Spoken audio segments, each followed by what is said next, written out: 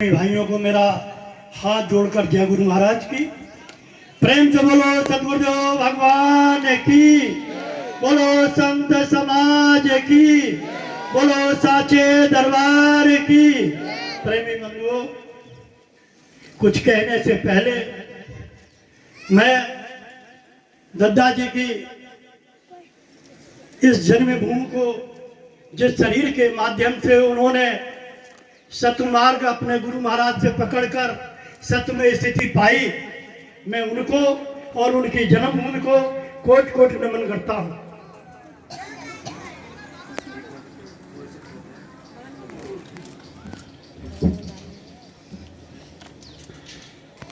उन्होंने इसका कार्यक्रम को आज क्रियान्वयन के रूप में कराया है। मैं उन सभी का हृदय से आभार प्रकट करता हूं और निवेदन करता हूं कि इस प्रोग्राम के अलावा दद्दा जी ने जो वचन दिए हो, उन दद्दा जी के वचन का विशेष अमल करना, जिससे तुम्हारा गृहस्थ आश्रम में रहते हुए सत्य मार्ग चल के सत्य प्राप्ति हो, सत्य में स्थित हो। यही मेरा आप सबसे ग्रामवासियों सबसे निवेदन है। प्रेमी बंधुओं, सत्संग का आयोजन हो रहा है।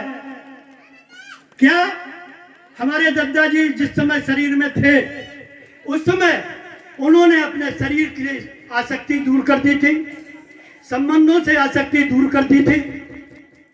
आज हम संबंधी लोग उनके क्या शरीर से जुड़े हुए हैं?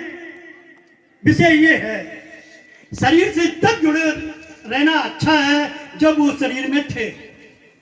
उस समय उनके शरीर की सेवा करना, उनके वचन का पालन करना, ये मेरे लिए बहुत सौभाग्य की बात थी। आज उनका शरीर नहीं है, वो सभी के हृदय में संपूर्ण व्यापक रूप से सभी के हृदय में वास कर रहे हैं। आज मैं उनको नमन करूं, ये मेरा निवेदन है। प्रेमी बंधुओं, आज अद्वैत मत के अनुयायी सभी आकारों का उल्लंघन करते हैं, तो गुरुजी का आकार पूजनीय है। मेरे परिचय के लिए है कि मेरे गुरुजी का शरीर ऐसा था, लेकिन पूजा मेरे गुरुजी ने मुझे दी है। किससे दी है, ये समझने की जरूरत है।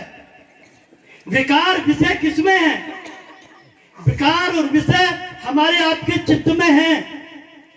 चित्त संकल्पों के अधीन है, यही माया है। और चित्त से संकल्प न रहे तो शांति है, तो चित्त मुक्त है या नहीं? ये तुम्हें अनुभव करना है कि चित्त मुक्ति हो जाना ही मुक्ति है, और चित्त का संकल्प के साथ रहना ही भोग है। अब यहां दो बातें आती हैं। एक होता है कि लोक के विचार, दृश्यमान वस्तुओं के विचार, दृश्यमान भासमान सृष्टि का संकल्प, और एक जो निराभास है, जो इन आंखों से देखा नहीं जा सकता लेकिन है, उसकी प्रतीत होकर उस संबंध के विचार, उस संबंध के संकल्प। तो एक ही के दो धाराएं हो गई, एक चित्त और दो ठोर ठोर लगना, ये ठीक नहीं है। अब चित्त को अगर गुरु महाराज से हम आज जुड़े तो जो उन्होंने फार्मूला दिया है, मेरा चित्त उसमें लगना चाहिए। अगर लगा हुआ है तो समझ लेना कि मेरी साधना होगी, और अगर नहीं लगा है तो नहीं होगी। अद्वैत मत ये कहता है कि चित्त को चैतन्य से जोड़ो। चैतन्य एड़ी से चोटी तक हमारे शरीर को चैतन्य की है, मेरे इंद्रियों को चैतन्य की है, लेकिन हमारा चित्त बाहर भाग रहा है, वृत्तियां बाहर भाग रही हैं। एक चित्त में अनेक वृत्तियां हैं। जिस वक्त अभी 2 मिनट के लिए ध्यान के लिए कहा था कि मौन रहो, ईमानदारी से पूछो, क्या 2 मिनट, समय भी 2 मिनट नहीं थे, उन्होंने दिया था।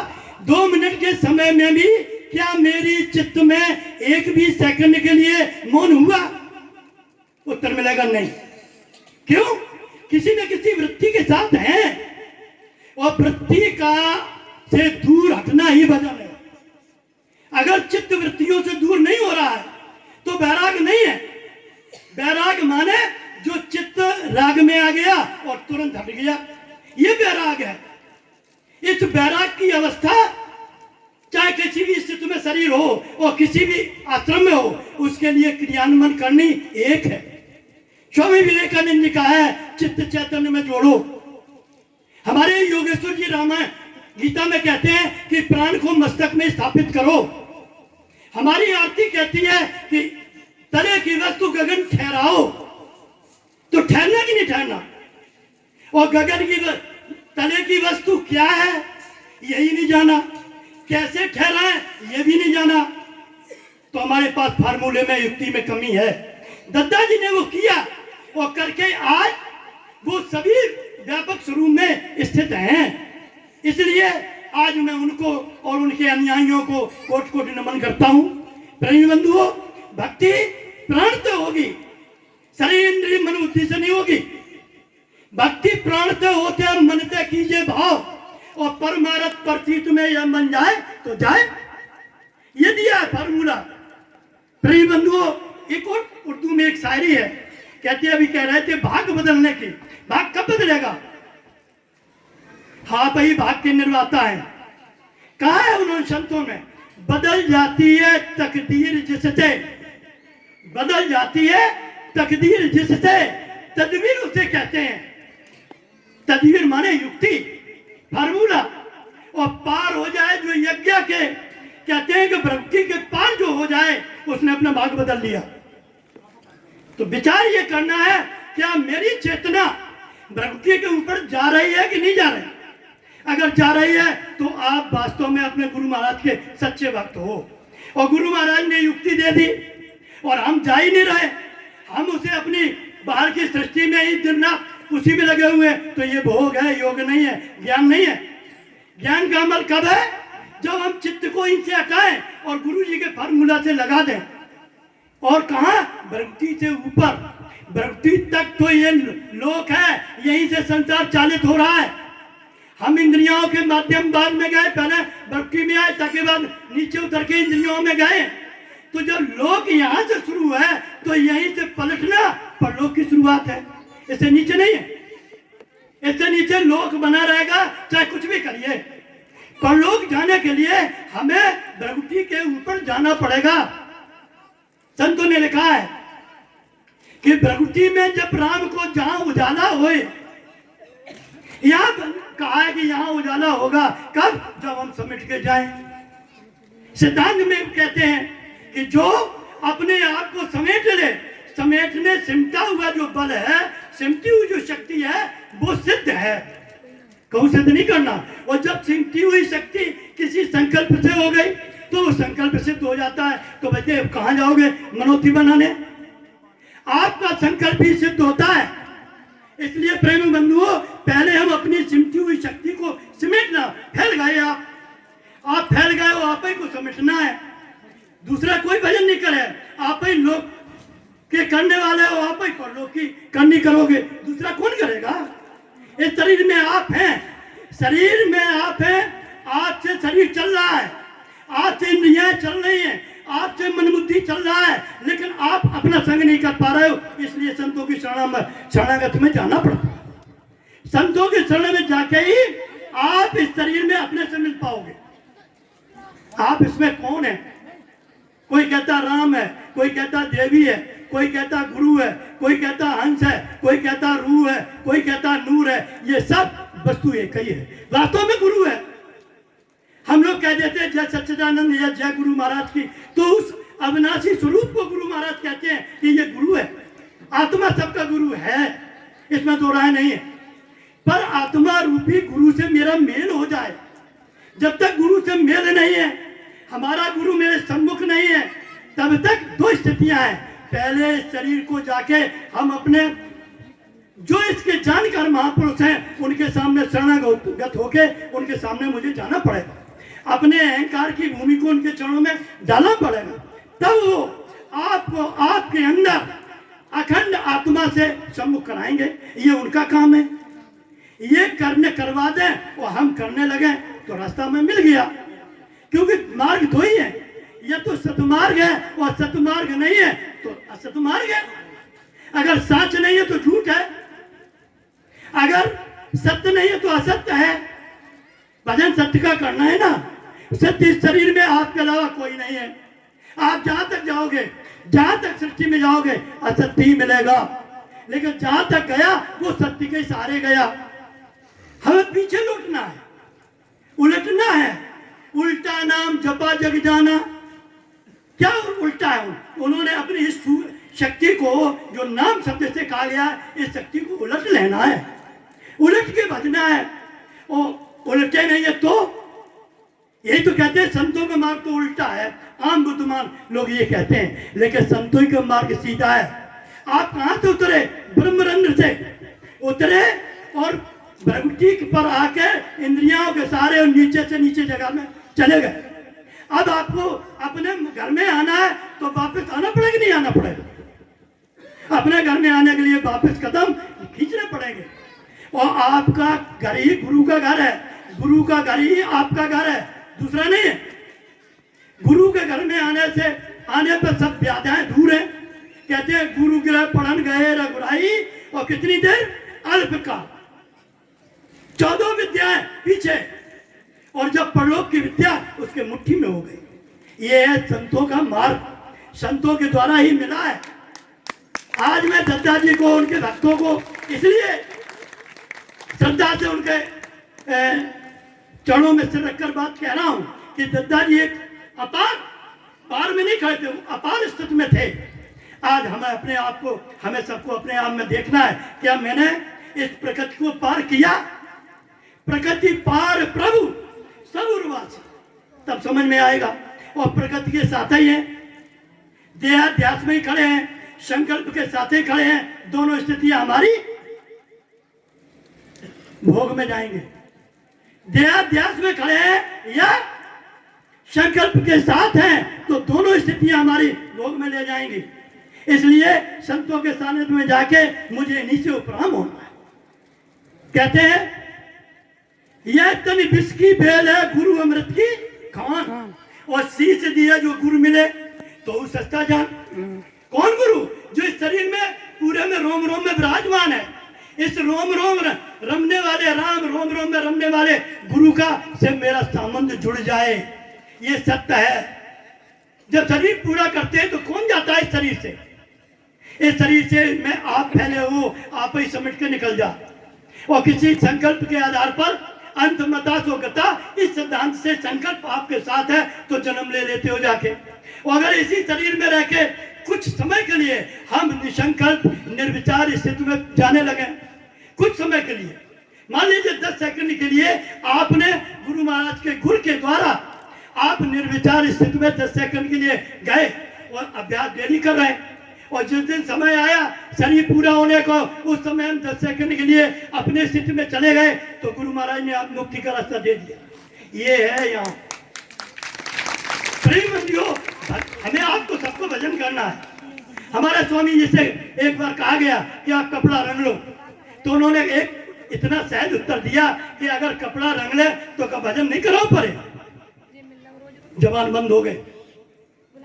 कपड़ा रंग लेना या कपड़े धोती पहन लेना या खुंडा करा लेना, ये एक पहचान है। किस बात की? इन्हें ईश्वर तक जाने का ज्ञान है, इस बात की पहचान है। और अगर हम उससे पूछे कि ईश्वर की प्राप्ति का साधन और न मिले तो रास्ता छोड़ो, संत की तलाश करो, क्योंकि ये छलमंगुर शरीर है, कब चला जाए और अधूरे होकर चले गए तो हमारा ठीक नहीं है। आपके यहाँ वो संत हैं यहाँ जो हमारे महाराज जी जो यहाँ विराजमान है, इतने अंदर से निष्प्रय हैं, उनकी शरण में रह के तो देखो। उनके वचनों में आप देखिए कि आपका उद्धार छिपा है, लेकिन वचन का पालन करने में है। देह की खूब सेवा करो और वचन न मानो तो वो उनके नजदीक नहीं पहुंच सकता। तुम्हारे पिता खूब ना हो तुम्हारे पास और पिता का वचन तुम्हारे साथ है तो उनका शरीर हो या ना हो, पिता तुम्हारी संग में है। गुरु का वचन आपके साथ है तो गुरु तुम्हारे साथ नहीं है शरीर, लेकिन गुरु का जो व्यापक स्वरूप है, जो उनकी ऊर्जा है, वो आपके साथ काम करेगी। शब्द के साथ ही तो है ना, संकल्प के साथ ही तो है ना। और हम बात तो पूजा तो कर रहे हैं, यहाँ बैठे स्वामी जी की हमने आरती उतारी, पूजन किया और वचन एक भी नहीं माना, तो ये इसका मतलब है मैं एक अहंकार और ला दिया लोगों को दिखाने के लिए कि हम गुरु महाराज के बहुत बड़े उपासक हैं। आज हमारे यहाँ अद्वैत मत का प्रचार प्रसार न होने का कारण कि हम प्रचार प्रसार कर रहे हैं, साधु बने घूम रहे हैं और विषयों से हम ही नहीं मुड़े।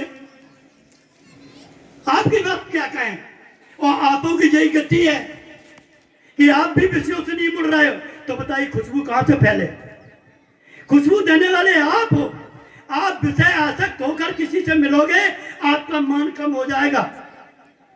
आप किसी भी कामना से जुड़ोगे, आपका अपमान होगा। इसलिए कामना रहित जीवन जियो।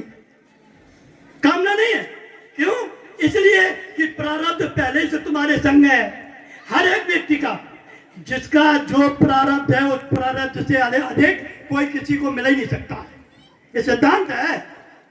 जब सबसे सब मिले, कुछ मिलेगा नहीं, हमारा भाग्य 2 कदम मेरे आगे चलता है, तो हम भाई क्यों चिंता करें? फिर रह गए चिंतन की बात। चिंतन ब्रह्म स्वरूप का करें, अपने आत्म स्वरूप का चिंतन करो। देखें आपके कौन से काम बिगड़ते हैं, प्रारब्ध तुम्हारे सामने स्वयं प्रकट होगा। तुम नहीं जानते हो कि 2 कदम आगे मुझे लाभ मिलना, हानि मिलने है। 2 कदम आगे खड़ी है और तुम यहाँ चिंता में डूबे हो, और वो 2 कदम आगे जाके ही मिलेगा वो लाभ हानि। तो बताइए 2 कदम जब चलेंगे तभी तो वो मिलेगा। तो हम 2 कदम चलने से पहले हम शांत हो जाए ना। ये है तुम्हारे हमारे यहाँ आने का मतलब। हमारी कोई भी तुम काम करते हो जगत में, चाहे वे किसी तरह का करिए, किस लिए करते हैं? शांति के लिए करते हैं ना। भजन पूजा करते हैं, किस लिए करते हैं? शांति के लिए करते हैं ना। लेकिन विचार ये करना है, क्या दुनिया की चीज इकट्ठा कर लो तो शांति की जगह और उलझन पैदा हो जाती है। ऐसे व्यवहारिक जीवन है ना, और उससे हम हट पाते नहीं है। विषयों से त्याग ही तो वैराग्य है। ये नहीं कहा कि किसी वस्तु से आप दूर भाग जाओ, घर गृहस्थी से दूर भाग जाओ, नहीं। उनमें रहते हुए भी उन वस्तुओं के प्रति, उन संतानों के प्रति मेरा चिंतन न हो, ये है त्याग। ये करने की जरूरत है, और यही वैराग्य है। घर में रह के वैराग होके माता बहन भाई भाई रहो, कौन सी आफत है भाई? तब प्रेम होगा। आज विचारों में द्वंद्व है, घर घर में विरोध है। हम देखते हैं परिवारों में पति पत्नी में विरोध है, भाई बहन में विरोध है, पिता पुत्र में विरोध है। क्यों भैया? इसलिए कि उनकी कामनाएं इतनी अधिक हो गई है कि वो बाप से पुत्र चाहता है कि मेरी एक कामना की पूर्ति करो, और नहीं होती है, सुसाइड हो रहे हैं। देखिए आप कोर्ट में जाइए, बेटियों के और भाइयों के विरोध के मुकदमा चल रहे हैं। क्यों? इसलिए कि उन्होंने सत्मार्ग पाया नहीं है। प्रेमी भाइयों, सत्य आपके शरीर में है, ये विश्वास कर लीजिए। और सत्य का संग करना ही सत्संग है। ये तो विचार दिए जा रहे हैं, विचारों के संग है आपके पास, लेकिन सत्य का संग जब स्वयं करेंगे, और जिस काल में सत्य का संग होगा उस समय क्या होगा? कहते हैं कि लोहा जब पारस से छू जाता है तो क्या हो जाता है? सोना होता है। ऐसे तो कहा गया। और अगर मेरा चित्त उस शक्ति से, पवित्र शक्ति जो गंगा की तरह इसमें शुष्क बह रही है, उससे जुड़ जाएगा, तो चित्त के विकार रहेंगे क्या? नहीं रहेंगे। ये गारंटेड है, संतों के विचार है, ये मेरे नहीं है। तो हमें शक्ति का संग करना है। कहां? ऊर्ध्व वृत्ति के ऊपर। यहां करोगे तो चित्त के विकार और विषय अपने आप वृत्तियां कम होती चली जाएंगी। एक अवस्था ऐसी रहेगी, तुम्हारे चित्त में कोई वृत्ति नहीं, आप उसी जगह खड़े रह गए। तब है सत्यचित आनंद की जय बोलो। यहां है। इससे पहले चित्त भगो भगो घूम रहो और जयकारा सचित के लिए लगा रहे हैं। क्यों? कि यहाँ आओ, इसलिए जयकारा लगाया जाता है कि यहाँ आइए। यहाँ आके हम सब इस स्थिति में आए और यहाँ प्रेम होगा। मोह और प्रेम में यही अंतर है। कामना है तो स्वार्थ और मोह है, और कामना रहित हो जाओ तो प्रेम हो। सकल कामना हीन ये तब राम भगत रसलीन। और हम कामना के भीतरे ठाड़े और राम नाम का रस लेना चाहते हैं, नहीं मिलता। जल में तरंग है, शूर तो है, लेकिन सूर्य जल में तरंग होने की वजह से दिखाई नहीं देता है। और अगर जल की तरंग शांत हो जाए तो सूर्य जल में दिखाई देगा ना।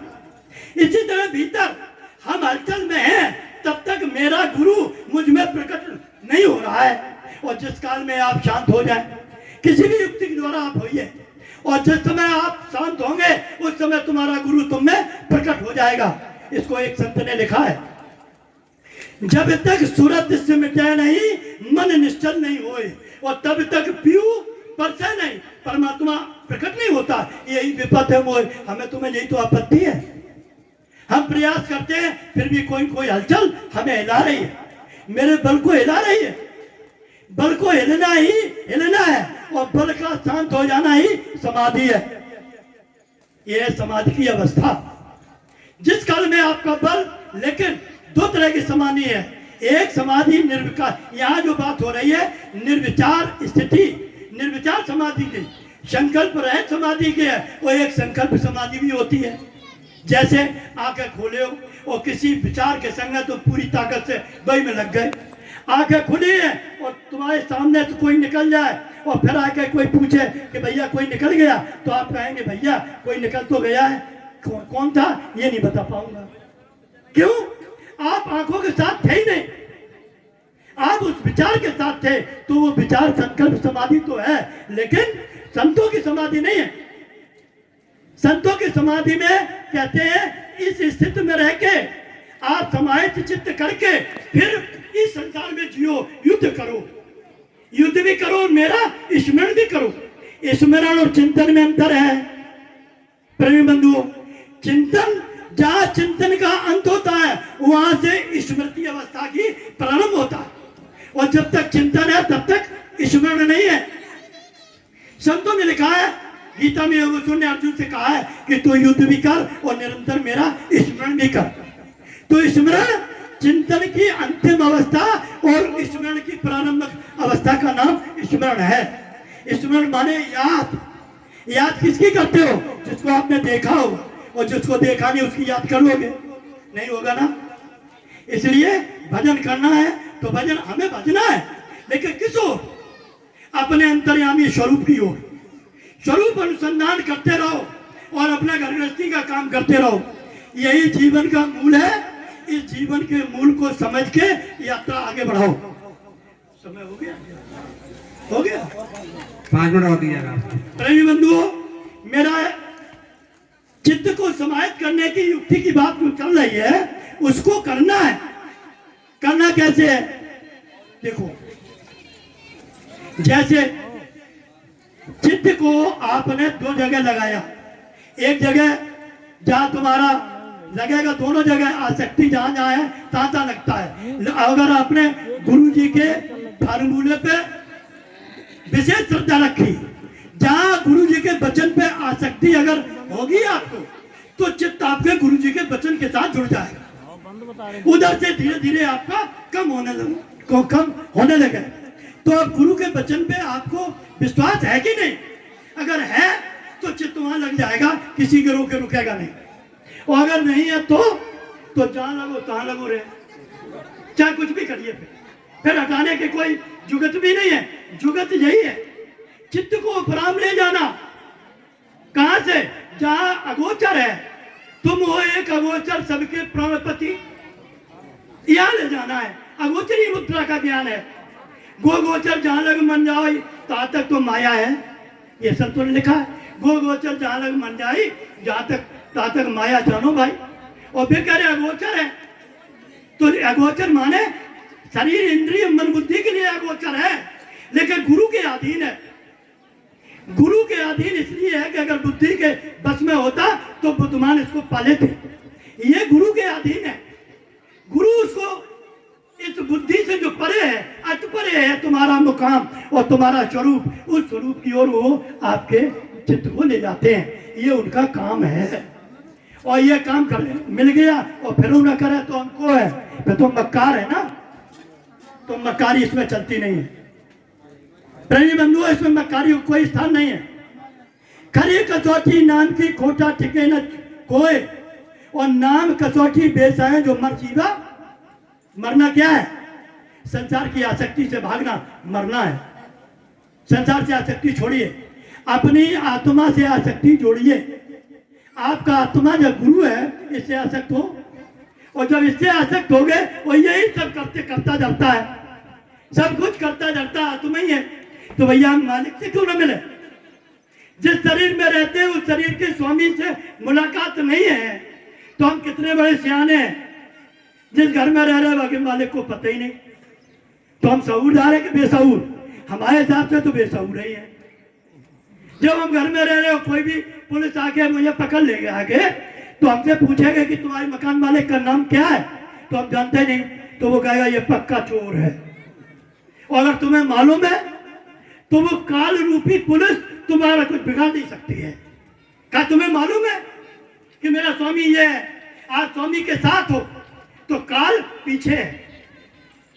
कहते हैं सुमिरिस भजय निरंतर मोही, किसको? अंतर्यामी को। सुमिरिस भजय निरंतर मोही और कबहू काल व्यापे नहीं तो ही, ये संतों ने कहा है। हम क्यों नहीं समेट के अपने अंतर्यामी मेरा फैला हुआ है, हम समेट के क्यों नहीं अपने मूल में आते हैं? मूल में आना ही गुरुपद है, गुरुपद की पूजा है। इसी को राम पद कहा गया, इसी को देवी पद कहा गया, इसी को हंस पद कहा गया, इसी को जितने भी पद हैं, यहाँ से बिछुड़ गया तो अनेक पदों में चला गया। आईएएस है तो ये इसी पद का रहने वाला आईएएस हो गया, इस पद से ही बिछुड़ के हुआ है। लेकिन उस आईएएस को इस पद का ज्ञान नहीं है। प्रेमी मंदियों, क्यों? कि दुनिया में सबसे बड़ा पद है तो आत्म पद, गुरु पद ही है। इससे बड़ा कुछ पद ही नहीं। चाहे कोई भी हो, सभी मानव जाति को अगर अपनी मुक्ति के लिए आना है तो इस पद पे सभी को आना पड़ेगा, और बिना इस पद पे आए हुए मुक्त नहीं हो सकता है, चाहे कुछ भी कर लो, चाहे कितना भी बड़ा बुद्धिमान बना है। जय जय महाराज जी। प्रेमी बंधुओं, मैं इन शब्दों के साथ मैं गुरु महाराज की वाणी को विश्राम देता हूँ। प्रेम से बोलो सदगुरुदेव भगवान की, बोलो संत समाज की, बोलो साचे दरबार की।